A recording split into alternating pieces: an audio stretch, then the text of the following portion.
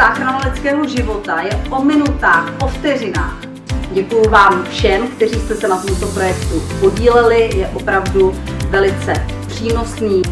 A tak mi tedy dovolte, abych vám poděkoval nejen za sebe, ale za skoro 290 000 občanů Karlovarského. Ráda bych poděkovala i kolegům, které jsem našla tady v nemocnici, vůbec jak Karlovarský kraj přistupuje k problematice zdravotnictví.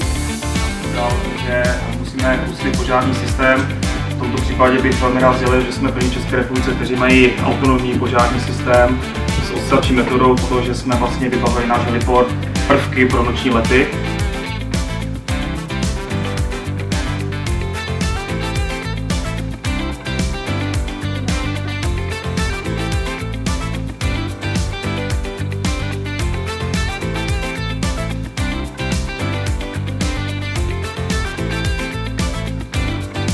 Zároveň důležité prvky, které je důležité zde zmínit. V rozích vidíte kamery.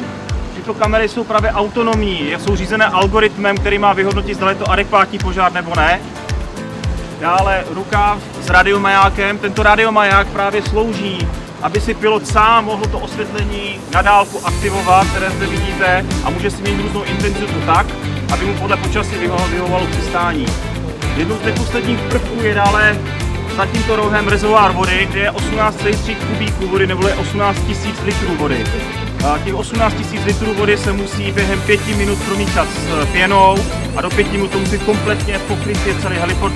No a poslední část, která je velmi důležitá, je tyto buňky, kde bych vlastně mohl říct, že srdce, mozek celého toho systému, kde je hlavní čerpadlo s výkonností 110 kW, které musí vyprodukovat za minutu 3600 litrů vody.